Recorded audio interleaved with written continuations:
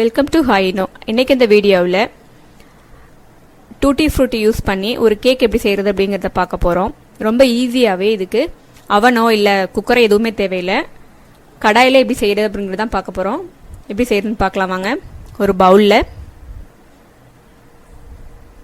2 முட்டையை உடச்சி ஊற்றிக்கோங்க.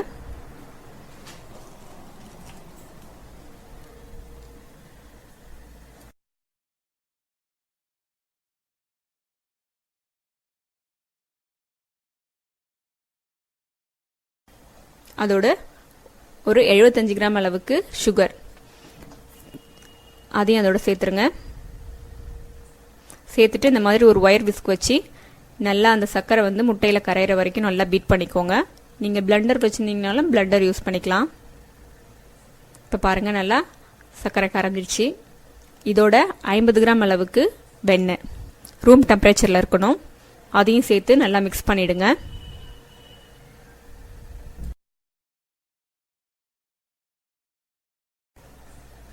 வெண்ணையும் நல்லா சேர்ந்து மிக்ஸ் ஆகிடுச்சு.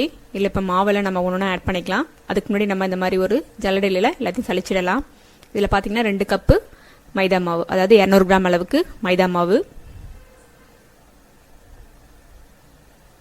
1 டீஸ்பூன் அளவு பேக்கிங் பவுடர், 1/2 டீஸ்பூன் அளவுக்கு பேக்கிங் சோடா, கொஞ்சமாக உப்பு சேர்த்ததுக்கப்புறமா நல்லா சளிச்சிக்குங்க. இந்த சின்ன சின்ன கட்டிலாம் இல்லாமல் சளிச்சிடுங்க. சளிச்சதுக்கப்புறமா 1 டீஸ்பூன் அளவுக்கு வெனிலா எசன்ஸ் ஃப்ளேவருக்காக ஆட் பண்ணிக்கிறேன். சேர்த்துட்டு இந்த மாதிரி மெதுவாக கலக்கி விடுங்க. வேகமாக கலக்குனீங்கன்னா சின்ன சின்ன அந்த ஏர் பபிள்ஸ் எல்லாம் அதில் வந்துடும். நீங்கள் கேக் வேகும்போது இடையில கேப்பாக வந்துடும். அதுக்காக பொறுமையாக நல்லா மிக்ஸ் பண்ணி விடுங்க.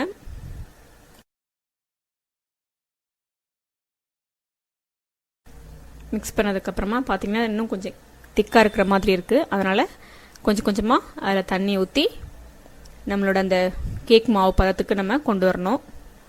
எடுத்ததுமே நிறையா ஊற்றிடாதீங்க, கொஞ்சம் கொஞ்சமாக ஊற்றி மிக்ஸ் பண்ணுங்கள். நீங்கள் தண்ணி தேவையில்லை அப்படின்னா பால் கூட யூஸ் பண்ணிக்கலாம். இதை இந்த மாதிரி ரொட்டேட் பண்ண மாதிரி நல்லா மிக்ஸ் பண்ணுங்கள். சின்ன சின்ன கட்டி இல்லாமல் நல்லா மிக்ஸ் பண்ணிவிடுங்க. இப்போ பாருங்கள், நம்மளோட மாவு ரெடி ஆகிடுச்சு. கரெக்டான பதத்தில் இருக்குது. இதில் பார்த்தீங்கன்னா ஒரு 50 கிராம் அளவுக்கு டூட்டி ஃப்ரூட்டி எடுத்திருக்கேன். அது ஒன்றோட ஒன்று ஒட்டாமல் இருக்கணும் அப்படிங்கிறதுக்காக 1 டீஸ்பூன் அளவு மைதா மாவு சேர்த்து மிக்ஸ் பண்ணிடுறேன். மிக்ஸ் பண்ணதை நம்ம அந்த மாவோட சேர்த்துடலாம்.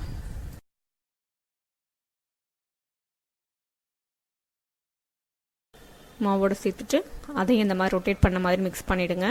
நம்மளோட மாவு ரெடி ஆயிடுச்சு. இப்போ பார்த்தீங்கன்னா கீழே ஒரு பட்டர் ஷீட் அதை நான் போட்டிருக்கேன் அந்த பேனில். உங்களுக்கு எந்த சைஸ் பேன் தேவையோ அதை யூஸ் பண்ணிக்கோங்க. இது 6 இன்ச் பேன். இது ஷீட் வச்சதுக்கப்புறமா அதில் வெண்ணெய் தடவிக்கோங்க. இல்லை நீங்கள் இந்த மாதிரி பிரெட் பண்ணுற மோல்டு இருந்தாலும் அதையும் யூஸ் பண்ணிக்கலாம். நான் இன்னைக்கு இந்த கேக் பேன் தான் யூஸ் பண்ண போகிறேன். பட்டர் தடவினதுக்கப்புறமா நம்ம மிக்ஸ் பண்ணி வச்சுருக்க அந்த மாவை இதில் ஊற்றிடுங்க.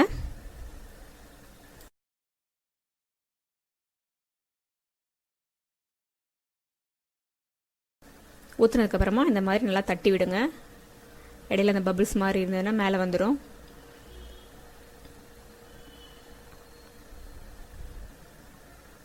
தட்டினதுக்கப்புறமா கார்னிஷ்காக கொஞ்சமாக மேலே அந்த டூட்டி ஃப்ரூட்டி ஆட் பண்ணிக்கிறேன்.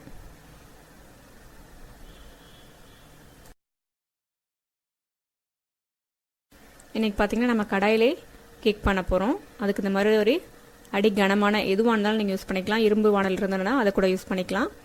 அதை ஒரு 10 நிமிஷத்துக்கு முன்னாடி ப்ரீ ஹீட் பண்ணிவிடுங்க.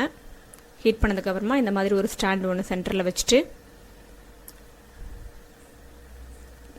நம்ம அந்த கேக் பேன் எடுத்து அதையும் அது சென்டரில் வச்சுருங்க. வச்சுட்டு அடுப்பு சிம்மில் வச்சுருங்க. மீடியம் ஃப்ளேமே வேண்டாம், ஹையும் வேண்டாம். சிம்மில் வச்சுட்டு இந்த மாதிரி ஒரு மூடி போட்டு மூடிடுங்க. மூடினதுக்கப்புறமா ஒரு 45 மினிட்ஸ்லேருந்து 50 மினிட்ஸ் ஆகும். எனக்கு கரெக்டாக 50 மினிட்ஸ் ஆச்சு.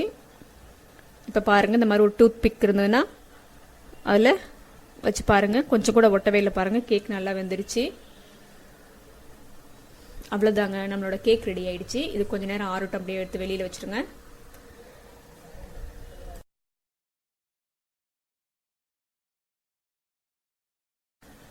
நம்மளோட கேக் ஆறிடுச்சு. இப்போ இதை வேற ஒரு பிளேட்டில் மாற்றிடலாம்.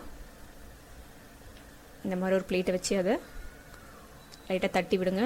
தட்டி விட்டதுக்கப்புறமா அது மேலேருந்து எடுத்துருங்க. எடுத்துகிட்டு இந்த பட்டர் ஷீட்டையும் எடுத்துருங்க.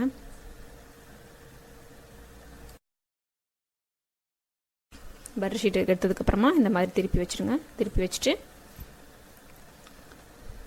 இப்போ கேக் கட் பண்ணி பாருங்கள் எவ்வளோ சாஃப்டாக இருக்குது அப்படின்றத கட் பண்ணி காமிக்கிறேன் பாருங்கள்.